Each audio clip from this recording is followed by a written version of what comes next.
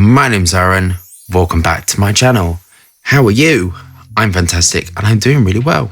And today I'm viewing a Guerlain fragrance called something Mystique. I'm not even going to attempt it. This is £152 for 125ml. The notes are rose, aldehyde. Will there be aldehydes? Maybe it's got one aldehyde in. We shall see. Saffron. Heart notes are pink pepper, vetiver, the dreaded vetiver, patchouli, and the base notes are ambergris and incense. I really hope this is good. I really want this to be good. I'm willing it to be good because the patchouli one I loved. I thought that was incredible perfumery. So this is absolutely going to be a oriental, mysterious type fragrance. And how would I create that? I'd use an ambery core, floral notes. This is obviously suitable for men and women. Maybe a nutmeg, maybe cinnamon leaf, maybe a lang lang, patchouli, vetiver would be nice in this. Small amounts of vetiver, sandalwood, cedarwood atlas. That's kind of how my process starts with all of this. What aldehydes would I put in? Would I want it fruit, aroma chemicals? Would I want ambers in it? Would I want woods in it? Luxlone would be nice in this. Alpha ionone or beta ionone, what concentration? I'm trying to give you an idea of when I start on a fragrance, where I go to, what I'm trying to create, how much projection. If it's me, monstrous. How much longevity? If it's me, monstrous. But, you know, sometimes not everyone wants that. So we shall see. The price as well. What can I put in with the price? For this sort of price, you can't put oud in. If you use rose, what concentration do you do? How much rose do you want? How does somebody want to perceive the rose? Please leave your comments below if you love this. If you wear it, what occasions do you wear it for? Be very interested to read. Do we have our bottles of Guerlain Mystique? Are we engaged with our higher self? Let's get testing. So I was thinking of Mystique in the X-Men. Maybe she smells of this. As we pray to the perfume gods, I'm going to apply this fragrance and hope for a 10.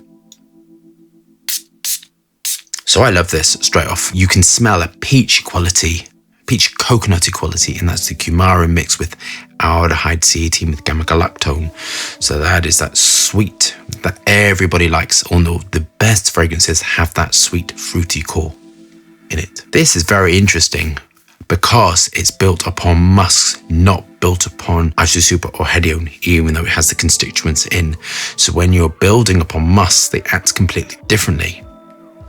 This smells Middle Eastern. It's woody. There's a woody facet to it, which is the naturals in. This is built upon an amazing musk accord. As I said many times, musk accords are really important within perfumery. When you're designing perfume, if you think about the skeleton, you think about the naturals. I then go on to the musk accord. For me personally, it's the bit it takes the last bit to work out. You're trying this musk, you're trying that musk. I've never used one musk. I kind of use many musks. It's much more exciting and it gives you a different feel to it. This is clean white musk, ethylene brassylate, which gives that sort of vanilla-y backbone to it. So an ethylene brassylate is quite an interesting raw material. It's a viscous room temperature. It's one of the cheaper musks, but that doesn't really mean anything because some of the most expensive musks I've never used. I have some crazy expensive musks and I've never really used them.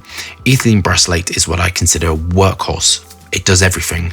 It doesn't affect the formulation. You can go quite high with it. It's quite radiant. It's quite clean. It's very inoffensive. You can't dose it too high. You can dose it too high, but all of that sort of stuff mixed with other stuff, muscone, umbretolide, avetolide, romanolide, all these sort of stuff put into a formulation would give you radiance, and that's what's happening here. Somebody very skilled is working with a musk accord as the base. So this is different to any other fragrance I have reviewed, I think, because I've reviewed 4,000 years old, and at this point I feel like I'm 5,000 years old doing all these reviews, but hey ho. Radiant, clean, sweet. You can smell the musk and you can smell the umbretolide in it because it has that clean, crisp, cold aspect to it. And umbretolide, probably lots of people think lots of different things, but to my mind, it gives cold, crisp, clean radiance to a formulation. Muscone is quite sweet, quite fluffy smelling, gives that sort of feel to it. So when you're working with lots of different types of musks, you can create the fragrance that you want. This is quite an expensive formulation because some of the musks in here are expensive. I think this is great because you've got that cold, crisp, which is the umbretolide and ambroxan, giving you that cold, metallic feel to it, juxtaposed against the clean, white, soft, fluffy musks.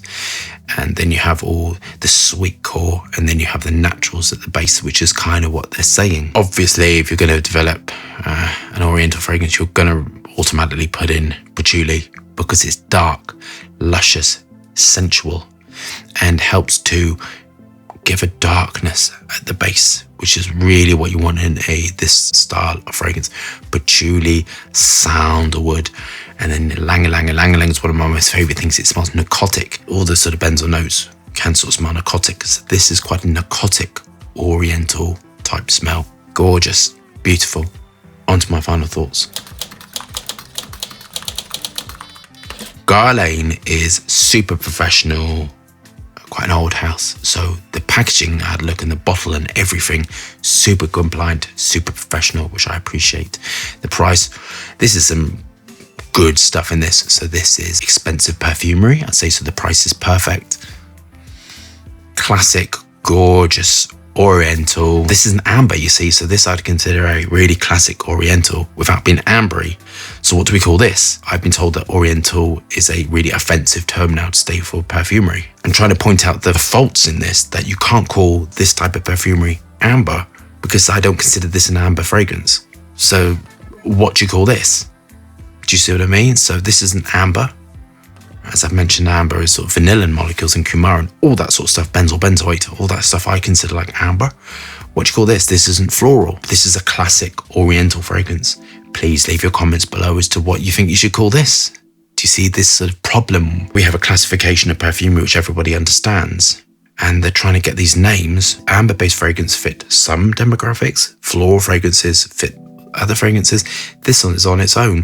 What would you call this? It doesn't fit with anything, but it fits within the oriental classification. I'd love to know. So, if I'm offending people, I absolutely don't want to offend people, but I would love some direction on what to call this. So please leave your comments below about what you're going to call this. This is not amber. This is not floral. This is what I consider classic oriental. Longevity is very good. I love the fruit core in this. This is going to get a 10. I think this is just gorgeous, beautiful perfumery, and I'm very, very happy I reviewed it. So love that review. Sort of babbling.